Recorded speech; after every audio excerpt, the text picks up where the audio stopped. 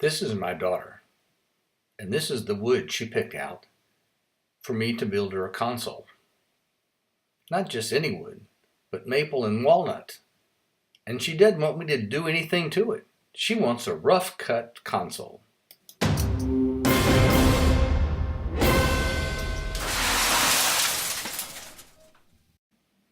So this is the piece of maple she chose.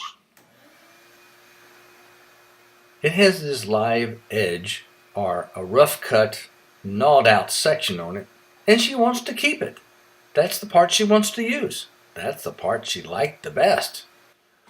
So like a good dad, I acceded to her wishes without having to say I'd put it through a planer, I'd smooth it, I'd sand it, I'd make it pretty, I'd make her a nice polished piece of furniture. Instead, I'm making her a rough cut console out of live edge furniture. So let's get to cracking.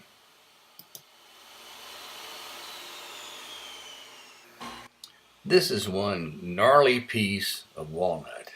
It's bowed and crooked and all sorts of things. You'll see in a minute exactly what I'm talking about.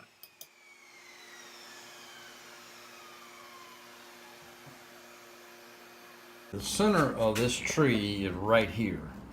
So you know the center of the tree is not going to provide any strength. It's going to split anyway. So what we're going to try to do is cut this right down the half, and you're going to try to get a leg out of, 2 legs out of each side. And that way we can see it going down the middle, but also on this side over here, you can see it's still prevalent. And so you know that using that center part is not going to work. So this is what we're going to cut out. We have a leg, a leg, a leg, and a leg. We're going to attempt to have a rough sawn leg out of each one of these sides here. So I get my straight cut jig, and I clamp the board into my jig, and I'm going to attempt to make a nice straight line cut through the length of this board, and that'll give me a good reference point for making additional cuts on this.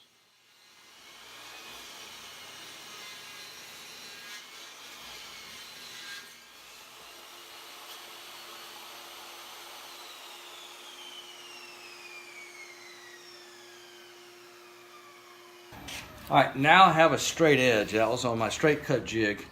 Now I can put this up against my fence and rip whatever widths I need out of both those sections. So on this last piece, if you look down this board, you can see this thing is just cockeyed, crooked.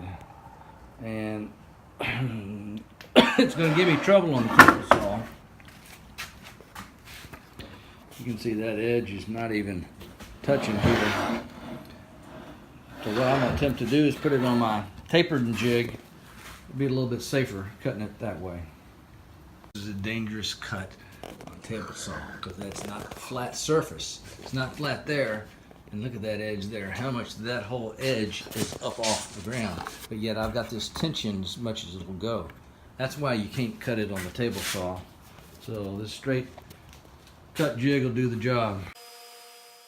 So I've sped this up 2 times speed, so this is not the actual cut because I'm going nice and slow and quite deliberate. You can see you have to raise the blade a little bit to be able to reach up into the cut.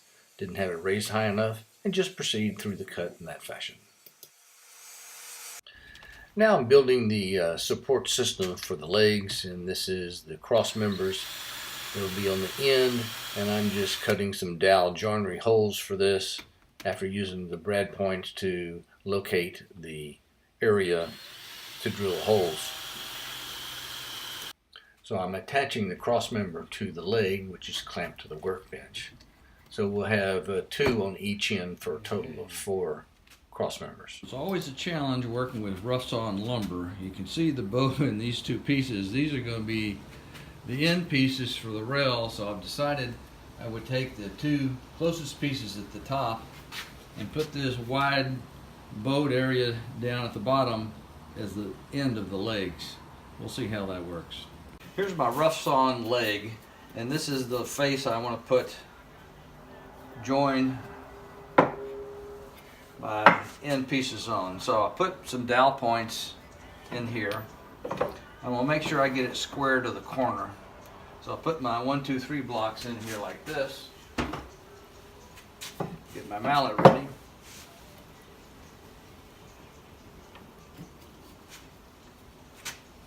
Get that square to the corner and give it a whack.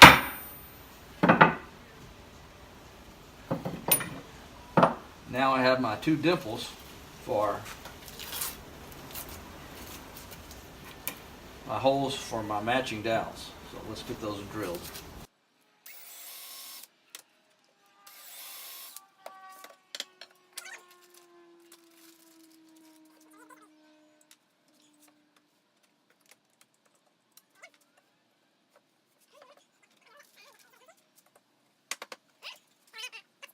So I've got my 2 end pieces.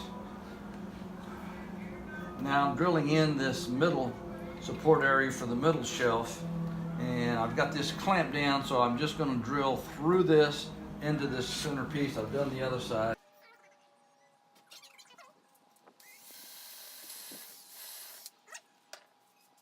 The next step was to glue up the end frames of the console table. So all the joinery is done with dowels, so after I joined the legs to the top frame, I just trimmed off the dowel plugs.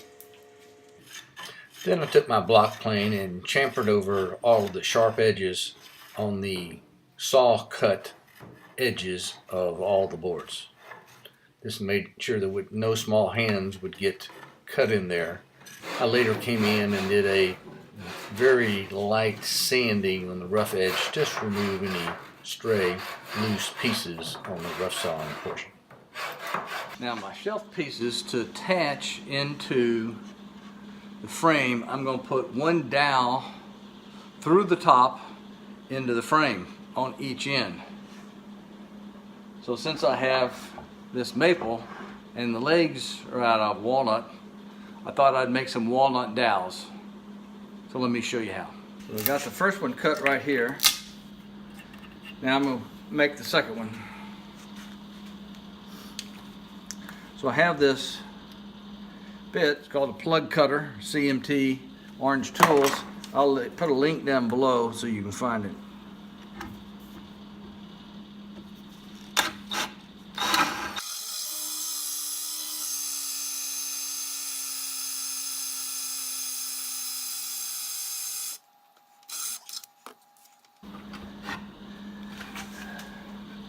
There we go, we got 2 dowels cut. Need 2 for each end, a total of 6.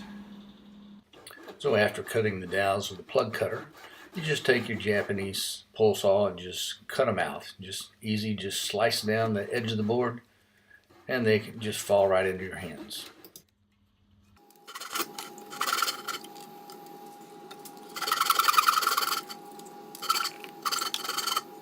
So I got 2 of the shelves put in on our table. Now put the top on, but I want to get started on our cross members. So we're going to make this decorative X cross on there and between the bottom and the middle shelf. So now we got to work on getting the right angles for that to be able to cut that. So we're going to do that on our miter sled. So you can see I got the first cross braces put in here and here. But I cut this one wrong side out. I wanted the smooth side to be in and the rough side to be out. Too big a hurry. Let that be a lesson. Anyway, I think I have enough for 1 extra. We'll see when we get there. Okay, so here's my first look at my X. And lo and behold, since I cut these to be 1 inch square, this just so happens to be 2 inches. So the fact that this doesn't stick out at either end makes this a perfect fit for this X. I don't even think I'm going to make half laps out of it. Originally I was thinking of cutting one side and then matching it and coming out the other. But I think it'd be cool just to leave it just like that. What do you think? Happy accidents are always welcome.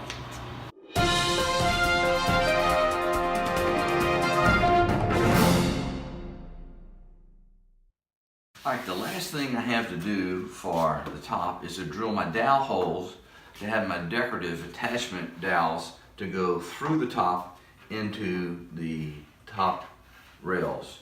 Now, I am going to have some figure-8 clips nonetheless on the bottom here to help support that. So let's get these drilled.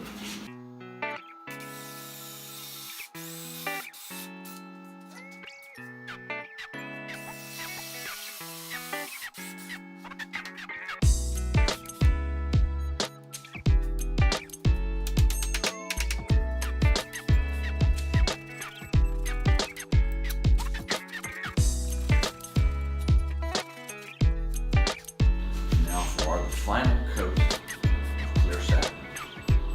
Just goes on very lightly.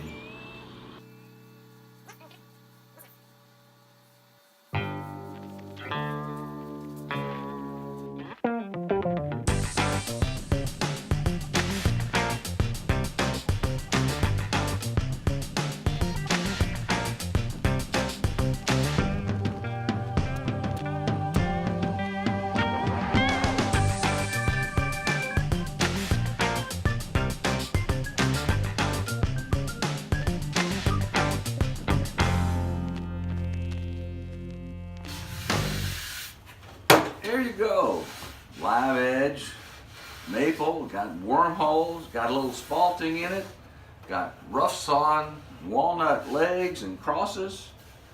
Boy, it turned out a lot better than what I thought it was going to do from the beginning. Hey, if you like this video, give me a thumbs up. If you want to see more of our construction builds, consider subscribing down below. And as usual, come back and see us real soon.